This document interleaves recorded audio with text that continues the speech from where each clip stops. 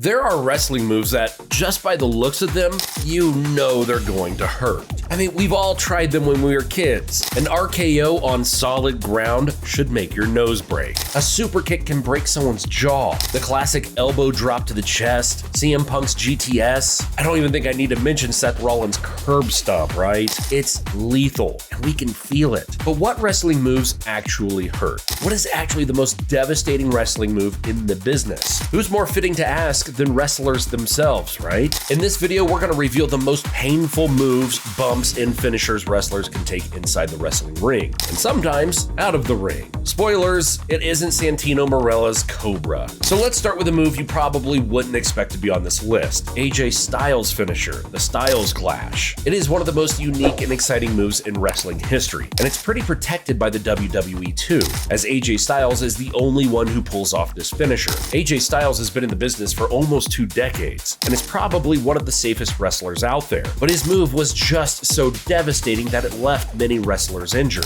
If wrestlers don't get their heads in the right position before the finisher, it can turn out pretty gruesome. AJ Styles looking at it, exclamation point! The likes of Roderick Strong and Lionheart have had issues with the Styles Clash before, suffering injuries. But the worst one came when Yoshitatsu suffered a broken neck because of the Styles Clash. I think we all know that wrestlers are putting a lot of trust and confidence with the other person in the ring, and that one was a pretty painful wrestling move. Not as painful as this next one though, which was mainly used by the visionary, the architect, Seth freaking Rollins. Seth Rollins has a lot of moves in his repertoire as an all-around wrestler, but there's one move that was so devastating that the WWE didn't have any choice but to ban it, the infamous buckle bump. The turnbuckle is made out of solid steel metal. Imagine what happens when you get thrown back into that. Many wrestlers have suffered the wrath of that dangerous move. Sting, Kairi Sane, and even Finn Balor in 2016 when he was forced to relinquish his title. The turnbuckle bomb should be performed with absolute perfection. One mistake and it can badly injure the shoulder and even the spine, which is a big no-no in pro wrestling. And speaking of banned wrestling moves, this next one culminated the career of one of the greatest heel runs of all time, that of bald Randy Orton in the mid-2000s. What a perfect way to build a heel character, then to give him one of the most heel finishers of all time, the punt kick. As a kid, you've watched wrestlers get KO'd by this finisher. It was simple, yet so destructive. You just know getting one of those punts to the head surely would leave a mark. Randy would deliver this finisher with so much force that the WWE decided it was too much for sports entertainment. I mean, you gotta protect your wrestlers from that. And it didn't help that every middle school kid who was watching wrestling tried to punt kick either between classes or during PE. I'm not saying I was one of those kids, but I may or may not have witnessed a punt or two in my childhood. I think that was another reason why they decided to ban this move. Well, the WWE is not protecting its wrestlers from this next one though, as this lethal move is still widely used in the WWE, and its sole purpose is to hurt. The inverted Alabama Slam. The Alabama Slam itself is dangerous enough, a maneuver where a wrestler grabs both of his opponent's legs and slams them to the ground head first. But the inverted one is much worse. The problem with this move is that it's not impressive when you put little to no force on it. It's not for the weak-hearted. You need to go all out when you pull off this move. Just ask Drew McIntyre, as he destroyed many wrestlers using this move. Look it.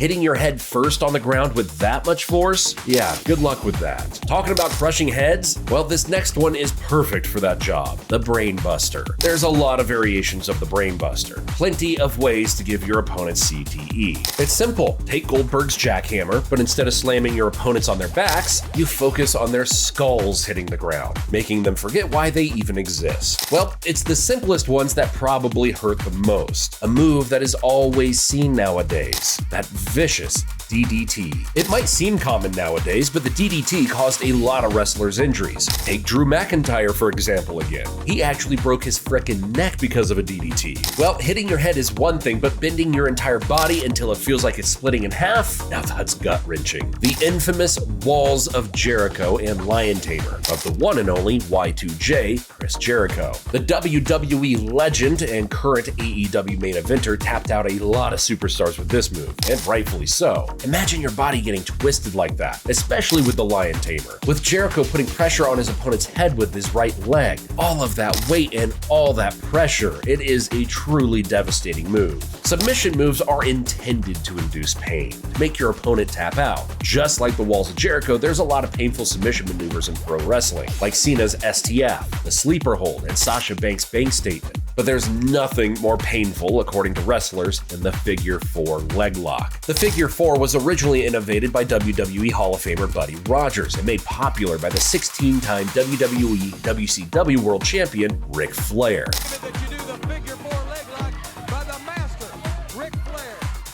The figure 4 involves having the opponent's right leg bent to the knee, laid perpendicular, and placed on top of the left leg, which is kept straight. If applied with enough force, it can actually break your opponent's shin. And speaking of the 2-time WWE Hall of Famer, do you know what else Ric Flair had in his repertoire of wrestling moves that just left a mark in the business? Both literally and figuratively? That's right, the legendary Ric Flair hard chop to the chest. There is arguably no other move that is more painful than that loud slap to your opponent's chest. It's so painful that you can see red marks on their chest after the match is over. I know these wrestlers do a really good job of selling some of their opponent's moves, but you can just tell that these chops hurt. You can see the pain on their faces. That's not selling, that's for real. From submissions and hard chops, we're now gonna go airborne to the most destructive, air-defying moves from the top rope. There's a lot of painful top rope finishers in the history of pro wrestling. If you're like 1,000 pounds, the bonsai drop might be the most painful of them all. What about the frog splash or the wicked red arrow? Well, according to wrestlers, there's one that stood out from the rest. Jeff Hardy's Swanton Bomb. When Jeff Hardy hit those Swanton Bombs from 20 feet up, it's over. You just know that's gonna hurt for like a week. Imagine over 200 pounds of weight hitting you straight at your core. It's like getting punched in the stomach multiple times. It's one of those moves that will suck the air out of your friggin' lungs. And it's not the only move that can make you gasp for air. Probably the most popular move out of this list is the ever-reliable spear. We've seen variations of the spear. Edge, Bobby Lashley, Goldberg, and of course Roman Reigns.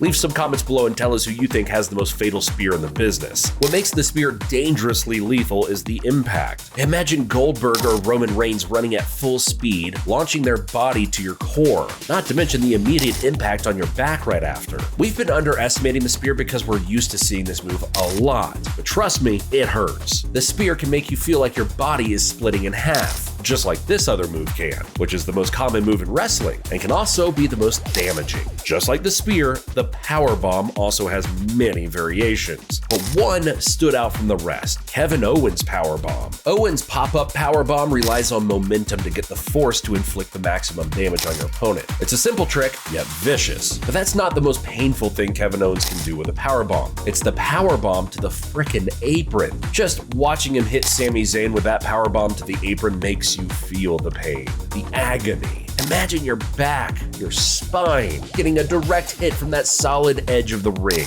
It could literally break every bone in your body. It seemed like the WWE came to their senses and prohibited Kevin Owens from executing that move frequently. And it is a cool move, but yeah, better safe than sorry. There are moves that you can feel through your very soul, and there's one that can make you go straight to hell. Yep, that's right, you might have guessed it, the diabolical tombstone pile driver by the dead man himself, The Undertaker. This is a move that we've seen hundreds of times, maybe even thousands of times before. It's just synonymous with The Undertaker. With the exception of maybe Kane, no one could have pulled off this move better than him. He has a 25-2 record in WrestleMania using this wicked finisher. Do I even need to describe how this move works? Its sole purpose is to crush your head to the ground. And oh yeah, you can tell when The Undertaker is mad when he's doing a jumping tombstone. Imagine the dead man putting that move to you. Ouch. Want something more extreme than the tombstone pile driver? Well, you're looking for the Kawada driver. Basically, take all of the safety measures of a regular pile driver and put them in a single frickin' move. Absolutely brutal. This has been hailed as the most dangerous move in the history of pro wrestling. Those were just a few of the most dangerous and painful moves wrestlers have in the business today. Let us know if you have any finishers that we left out that you think are more painful than these ones. Until next time.